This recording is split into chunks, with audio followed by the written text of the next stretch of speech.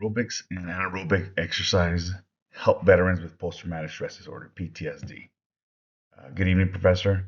My population is going to be combat veterans from the Iraq and Afghanistan wars. Um, Everybody that served in a combat zone not necessarily gets PTSD. Um, they have to either see a traumatic event, been blown up, see somebody lose their life. Then they get all these symptoms when they come back home. They don't even know that they have it. Like I did. I didn't know it until I had it right before I retired. Anger, drinking. The big thing that a lot of veterans get, part of the symptoms is they lose interest in doing stuff they used to like, i.e., exercising, hunting, hikes. They just don't. They just lose interest in it because their mind, some of it, if not half of it, is still in a war. What was the authors in my peer review articles? So a lot of articles pretty much said the same thing. Exercise, 1 hour, 3 times a week can help with PTSD, um, but they just couldn't figure out what type of exercises. Some said yoga because it's meditation. Um, they couldn't decide which one. Um, Many of these articles pretty much had all in common and conclusions that there needs to be more testing, more further testing.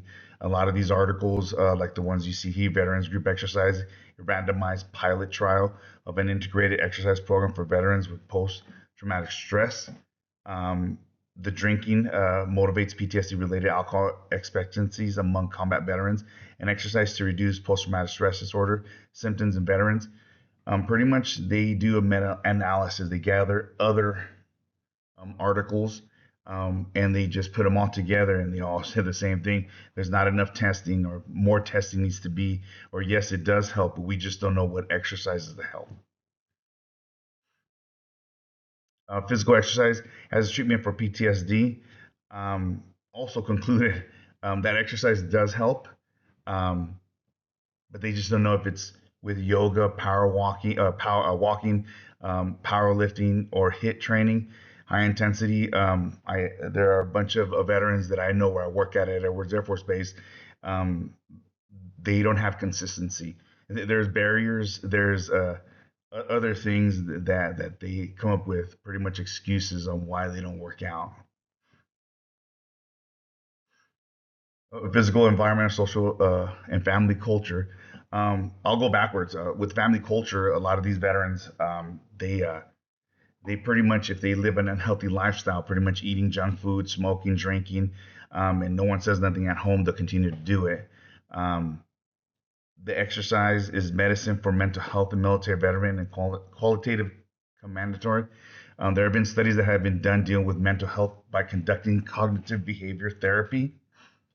Researchers are looking to label all these exercises as medicine. A lot of veterans, when they go to the VA, they take the advice of the doctors there by taking a lot of prescribed medications, painkillers. They do mix it up with alcohol, and that's their coping mechanism. That's their, well, I don't need to do exercising. I am fine. It's okay. I got to make a living, kind of deal.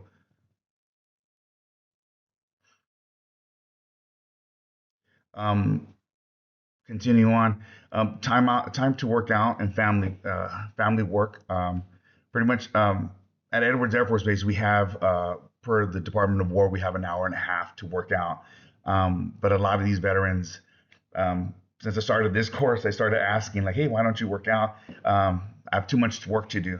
I don't have time. I eat while I work. I want to get off work to go home with my family." Um, Even though we have a huge gym on our compound, I actually just counted that there's about the same 10 people, including myself, that use this. Um, Henry Mayo, the Henry Mayo Clinic, pretty much said 2 to 3 times, 20 to 30 minutes of strength training a session. I would let them know that it doesn't take that long. It's just pushing them to go forward. I get a lot of a lot of pushback, you can say. Um, I even in line, even I found out the Antelope Valley Clinic here in Palmdale, California, they offer physical fitness exercises. They have all programs to include mental health and rehabilitation, but exercise, traveling programs, Winter Olympics, Summer Olympics, all these great activities to live a healthy and active lifestyle. I did make a phone call, spoke with a director, and they're still trying to get people to come out, veterans. Um, that's the drawback that we're having. When it comes to barriers, again, lack of time. They don't want to make the time. It's an excuse. They're accepting their overweight or their bad habits. Physical limitations. To me, it's another excuse of, oh, I was in the Air Force in the '90s and my back hurts, so I don't want to, mess it up. So I'm gonna just focus on working. A lot of them, if they're really smart in the aerospace field, but their lack of knowledge is pretty much from the '90s. And we all know that science evolves from Arnold Schwarzenegger to now in the science of lifting weights. They either see something on YouTube or I know enough. They think they are educated because of social media. Lack of support. Again, a lot of these veterans, they hang around a lot of other veterans that live a lazy lifestyle. Even at work, they sit down all day long behind their desktop, living a sedentary lifestyle, and they're okay with it.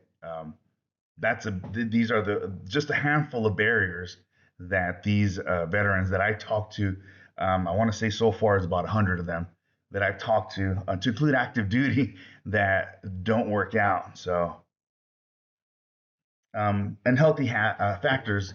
A lot of these veterans have unhealthy habits. The big one is drinking and eating greasy food. Um, a lot of them trying to be hardcore. They want to, excuse me, they want to say, I'm going to live my life. I don't care. I'll work out when I retire, kind of deal. Again, more barriers. But a lot of them, I met a handful. So far, I've counted 10 combat veterans that served in Iraq and Afghanistan, and one Desert Storm. They suffer from PTSD as well and depression. They have no motivation. They don't really care. They just want to work, make a living, and provide. They think that's enough. I try to tell them, your family's no good if you die or if you get really sick and you're in the hospital. You have to take care of yourself first so you can take care of your family. Mental toughness. On active duty, all veterans, I'm sorry, on active duty, the majority of the military is very tough mentally. Once they come out, a lot of them, they forget how tough they were, that they can endure a form of pain or push through pain. They see the gym as, oh no, that looks painful. I can't do that, even though I'm doing a kettlebell squat or a kettlebell sumo squat. They think, oh, my back's going to give out, even though there is no pressure on the cervical or lumbar spine or thoracic spine. And I try to explain that to them. Telling me you used to work on C-130s or used to run several miles, but they forget that they were mentally tough. Self-aware was another one. Self-aware, they know that they're doing wrong, and they'll admit that they're doing wrong, and they'll also admit that they don't care. Uh, the veterans that do work out, those 10, some of them just do it just to do it because it's something to do. The other half do it because they want to stay in shape. They can enjoy a beer, even though I try to tell them not too many. So something in Afghanistan, we used to say we had a platoon model at my last combat deployment. That is me.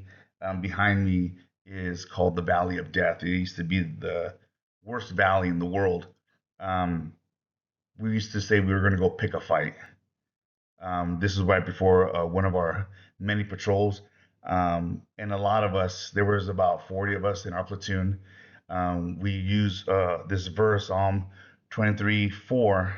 Even though I walk through the valley of the shadow of death, I will fear no evil, for you are with me. Your rod, your staff, they comfort me. Um, if you heard a little scream, that's my daughter. She wants to come out and play because she hears me talking. But we tweaked it up. We did apologize to God because it's His scripture. But we would say, even though I walk through the valley of the shadow of death, I fear no evil because I'm the baddest motherfucker in the valley. And it did help us. We did lose a handful of guys, but we pushed on through that deployment. It was the biggest casualty producing deployment that the U.S. took from 2010 to 2011. Something I took away from this course is all the research that I did in regards to the research. If exercise can help, I believe it does help. It's helped me with my severe combat post-traumatic stress disorder. Um, that there's not a lot of research. There's a lot of these doctors say it can help, but we can't figure out what. It amazes me that we are used to defend the Constitution, our way of life, and our republic. But after, when we're done, it seems like we're kind of thrown away, put off to the side, and fend for ourselves. Um, so that's why I do want to earn this master's and push forward so I can get into into the system to change things up. Um, these are all my references. I have about, I want to say, about 15 other references. It was just kind of hard which ones to pick, how to make this PowerPoint, which one to talk about. I had to go back and look at all my writings that I did, just for a refresher course. But this is why it hits home. This is my last slide. This happened December 4th. This is United States Marine veteran Enrique Ramos. He committed suicide December 4th, 2025, at the Audie Murphy Memorial Veterans Hospital in San Antonio. He was 33 years old. The VA system let him down.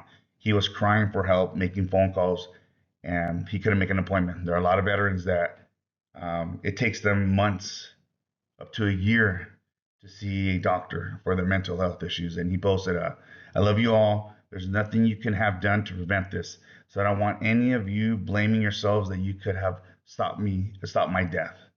And this is a sad reality. A few months prior to his death, another Navy veteran went to the parking lot, same hospital, and committed suicide. They were part of the 22 a day. Um, it does mean a lot to me. Hopefully, we run into each other again in this program. It was fun. I did learn a lot, and have some few assignments I still got to turn into. Thank you.